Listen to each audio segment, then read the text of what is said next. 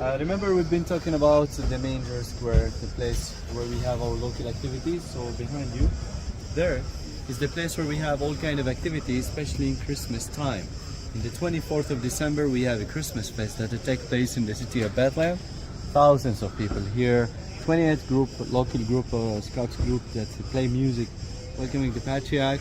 And then we get inside the Church of Nativity. And also during the first week of December, we have a Christmas market.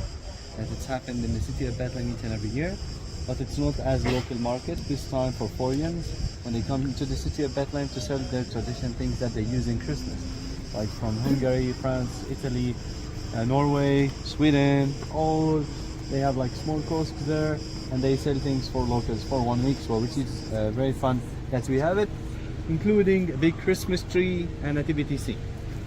Then they get inside with the patriarch to the Church of Nativity. This is the oldest church in the Holy Land that we're going to explain the whole history of this. So now we're getting to see the door of humility and respect. So please guys follow me. And please cover yourself, the one who knows that needs to be covered. We are together with Ben Arim Tours, but our tour guide is one of the best Palestinian tour guide. His name is Martin. Say hi, Martin.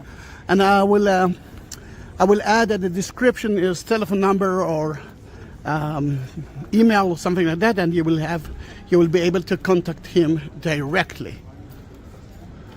Okay, so friends, we just wait a second here. Yeah.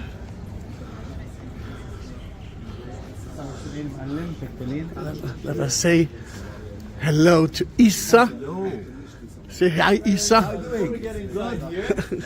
But yes, We're about to get inside the Church of Nativity through the main entrance, which is this little humble door. This is the door of humility and respect that makes everybody respecting the birthplace of Jesus. Why? In the very beginning, 540, when they built up this church, it used to be that main entrance that you can see it in the top that's marked as a huge gate. But it wasn't enough to protect the church from any attacks, or even so, they make that little arch in the 12th century almost to make it as a fortress, and then they noticed that it always should be like something to respect the birthplace and to protect it from any attack, especially for animals they can get in here. For that reason, they make the humble door, so we're bending down, respecting the birth of Jesus. Okay, so please watch your head as we're getting in here. Gentlemen, hats off. Only yes. gentlemen. And women, don't forget to cover yourself. Let me be the first one, Martin. Let me enter straight into the church. And this is the narthex, the entrance to the church. You can see a beautiful Armenian door. Look how beautiful it is. That's the entrance to the church. The church belongs to the Catholic, Greek Orthodox and Armenians, but this is the Greek Orthodox part. They just renovated the church, then and that's by the order of UNESCO. They declared lately the church as a World Heritage Site. Look at the beautiful Crusader mosaic. Look at the beautiful frescoes on the Crusader frescoes. And on the columns and beneath the beautiful wooden floor, there you can actually see an amazing mosaics from the 4th century. This is the oldest functioning church. Look at the part of the mosaic that they opened for us.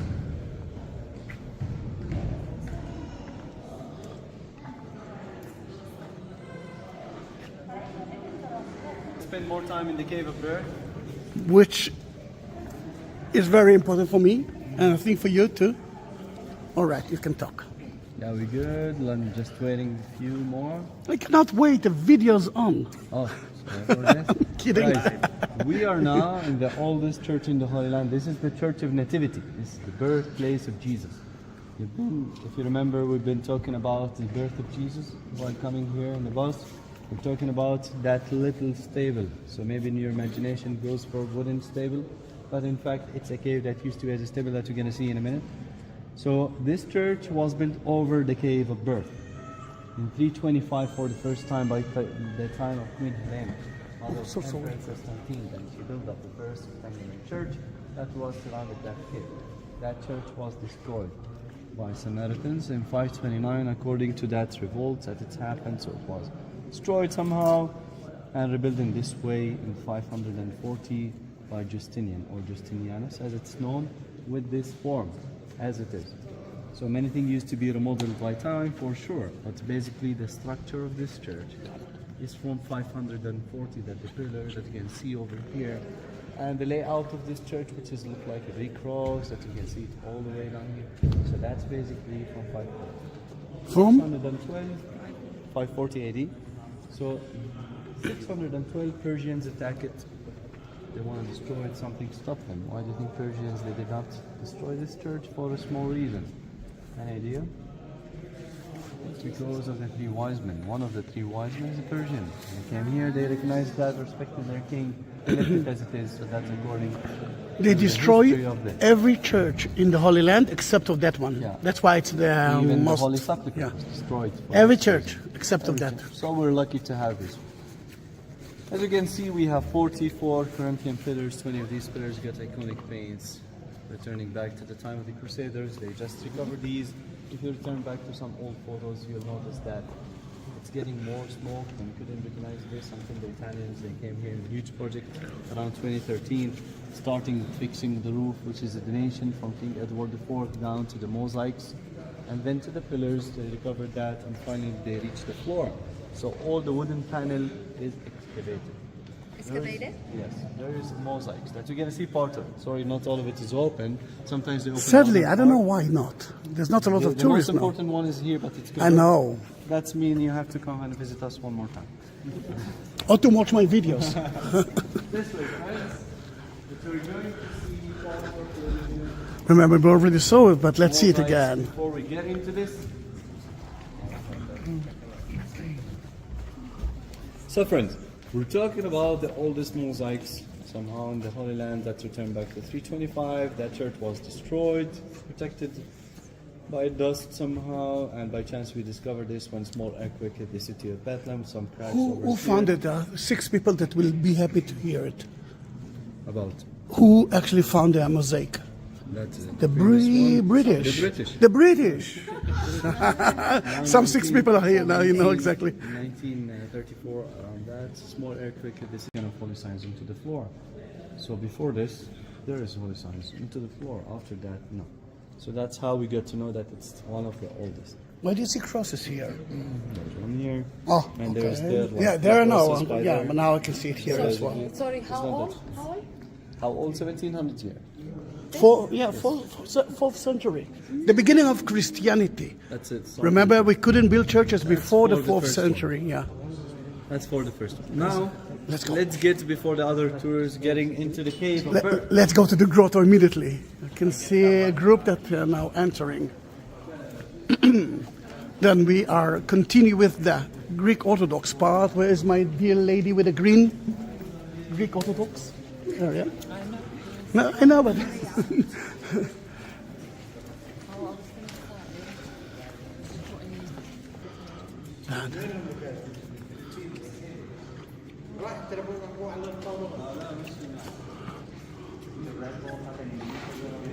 I'm sorry. Martin, I was talking about Smiling Mary. Can you just mention it, please? As they're coming soon here. Oh, sorry. Friends, let me have your attention. Before we get down to the cave of birth, here we can see this famous icon, Smiling Mary, Mary, the Lady of Bethlehem. She's smiling. This is the Smiling Mary. City of Bethlehem. We go to Jerusalem. Similar to this one, it's called the Lady of Jerusalem. Sad crying after her son in the city of Jerusalem. That's the difference in between the two main basic icons in here.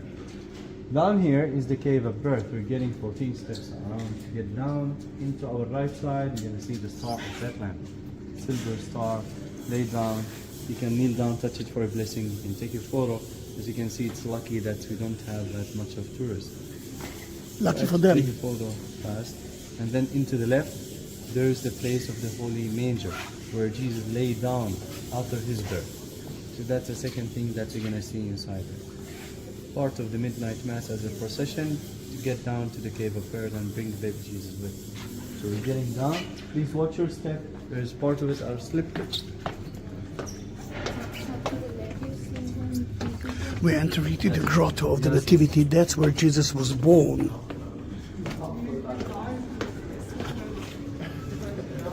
Here it is.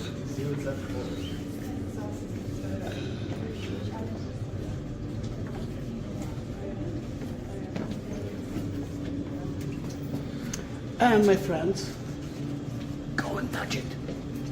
Friends, you can kneel down, touch the Star of Bethlehem if you like. On the right over This is the birthplace. Thank you. I don't know what I did, but thank you. Oh, sorry. Are you okay?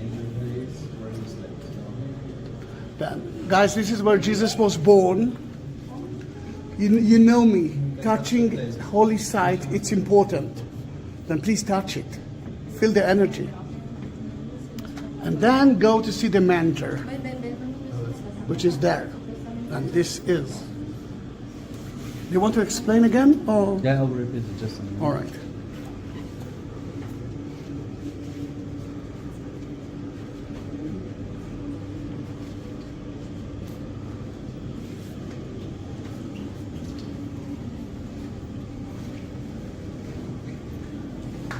Guys, remember, the Star of Bethlehem is the birthplace of Jesus. It's marked as the birthplace of Jesus by Bethlehem.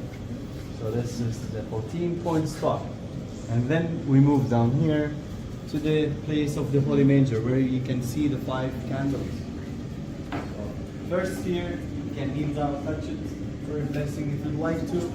And then you can move down to see that part. Now Martin said, if you like to. I'm saying, how many times you're going to be here? Of course you want to touch it. Bless yourself by doing it. For Martin's everyday thing. What do they find? That's the manger. That's where Mary fed the child, changed his diaper in a way, fed him.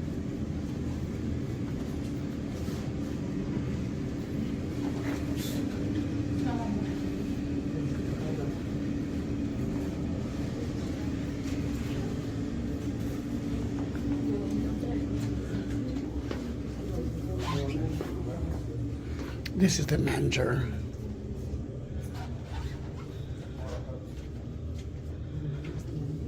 And that's the 3 kings. So, yeah, that's where they came. Oh, sorry. Yeah. The manger is here and the 3 kings chapel is here. It's like a 3D Bible tour. You know it by heart, but now you see it. It's different. You touch it. The energy is so strong here.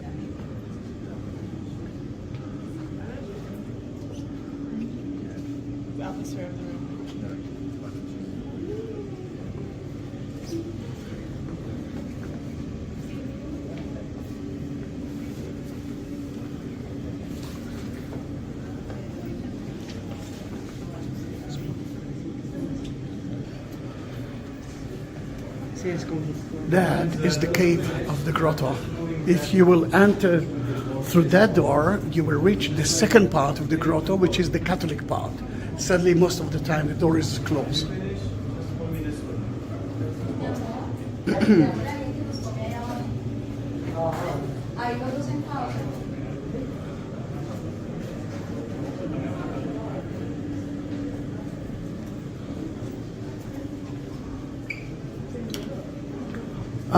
Where's Martin? Went up? Okay, then I will be with the rest. Yeah. We're going out of the grotto straight to the Armenian chapel, which is now in front of you. And always, when always visiting the Armenian chapel, I'm thinking about you, Rubina. But I'm thinking about my family member, EJ, and Bethy as well.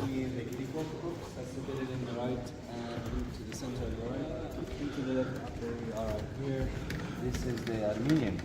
So you can see the Armenian altar, the tradition cross of Armenians. This morning they used to have a procession. After that, after they finish, they open it. So it's basically divided in between the three. And according to the three, there's something called a status quo and agreement.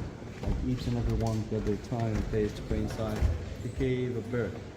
So after like 20 minutes, one more Armenian procession. 12 o'clock it used to be the Catholics, and after that it's going to be the Greek Orthodox one. So the church is divided somehow according to this order, and according to that they having these processions and even care about this kind of church. The church next door that they just opened it, which is the Catholic church that we're gonna visit, and this church where we make our midnight mass in Christmas, on the 24th, the Christmas mass. The most important Christmas mass in the world is from there. So you're gonna see that church. So that's And did you talk about the amazing mosaics? Yeah, the amazing mosaics. So we've been talking about the other side. Oh yes. Basically, it's the same age and same time. That's by the time of the Crusaders. And these are gold-plated. We recognized this when the Italians they cleaned it up, because before that it used to be brown, black, and green. The church were using oil lamps for that long. So And that's imagine a layer of smoke. Let's make it into black, almost dark, so you couldn't see how nice it is. Cleaned it up, shiny again, so clear. So now it's getting back as it is. The white part is the missing part that we don't have it anymore. So even in the other part, you notice it wasn't like incomplete. That's because it's fall down. Some of the tourists back then or pilgrims they used to collect it. Some have been cleaned. So there's but you can see beautifully Doubting Thomas there. that's one of the most complete. Yes. That's one of the most. And I think they believe that this is the century. Maybe? Right. Yep. And that St. Thomas, you want to check that that's Jesus. He's the one that was crucified.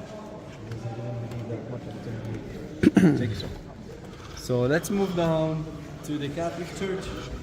Now we saw the Greek Orthodox. We are at the Armenian part, and now we are entering to the Catholic part, which Martin said that it's open now, but not from here. Now we will go through the main entrance.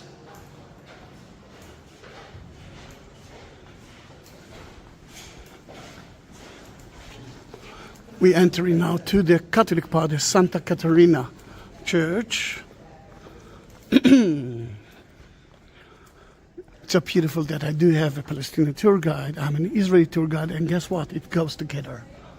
Family, I'm here. We are here.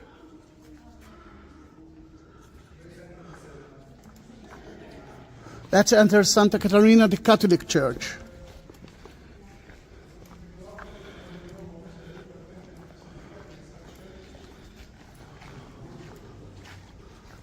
When you take the video, I have to put my stomach in. No, you don't. It makes people slimy. Oh, How are you? you know, Israeli tour guide. Yeah. Oh, a horrible tour guide, an Israeli one.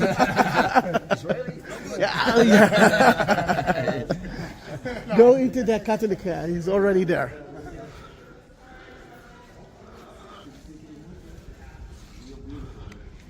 Guys, to the Catholic.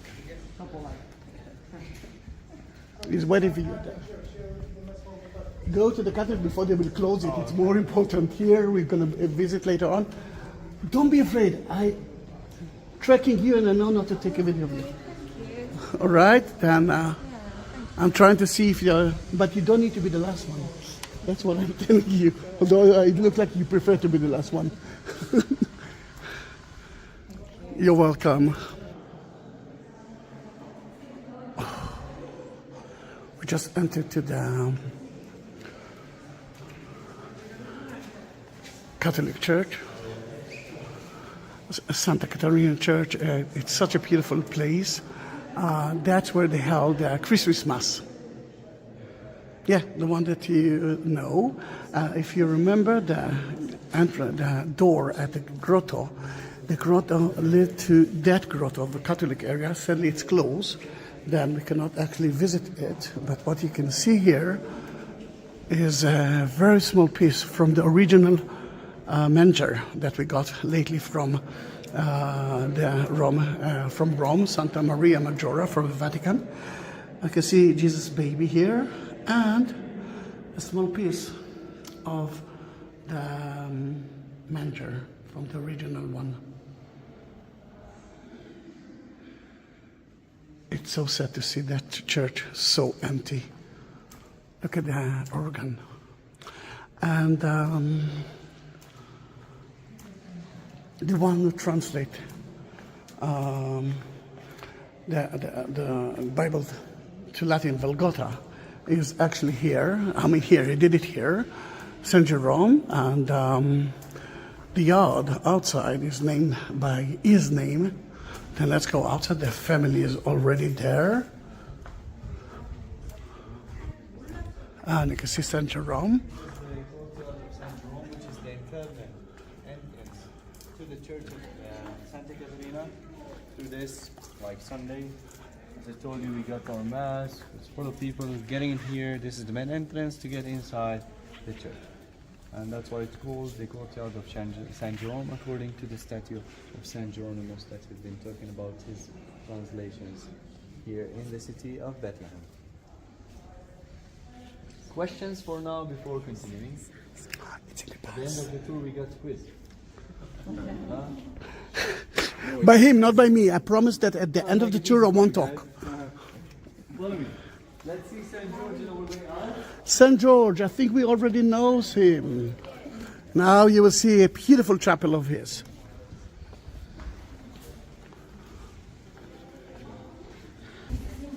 St. George. Friends, here is the statue of St. George. We just stopped by St. George, but he's also from the city of Bethlehem. We believe that he's the protector and the savior. He's the patron saint of England, Georgia, Armenia, Estonia, Croatia. He's the protector and savior too. So basically here from a city called Lod, where is the monastery of St. George. Wait, city of the name Lord. Do we know that city? Yes, we saw it early morning. Sure. On the way to Jerusalem. On the way to Jerusalem. So basically in the 23rd of May, we have the day of St. George. So people from all over the Holy Land, we've been there celebrating that day, which is a real holiday here and it's very famous. George name is a very common name in the city of Bethlehem. That's why, because a lot of people, they believe in St. George. Even the statue of St. George, they used to put it in the top of houses as kind of a blessing and protection. So that's the story behind that, and that's how people are believing in St. George. This statue since 1926. It's a donation from local Christian families. They put it here, and since that time it's in here. So almost 100-year-old statue, still existing. Then family, can we continue? Back to the sun. Yeah, then we're going out from the Catholic area. Let me show you the entrance from the outside, because you saw the Greek Orthodox entrance. Then this is the you can see the skyscrapers of Jerusalem. Remember, we saw it right there. The green area as well. Yeah. What did you say, sorry? The Jerusalem, the two skyscrapers that we saw. Then you can see here the Catholic. We enter through the Greek Orthodox and the Armenian chapel.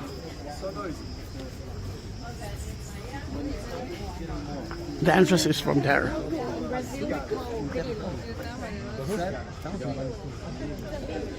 Then that was a nice a video for the group of Benarim and Martin. And thank you very much for being with me. Don't forget to subscribe my channel and to send it to all of your friends. Bye bye.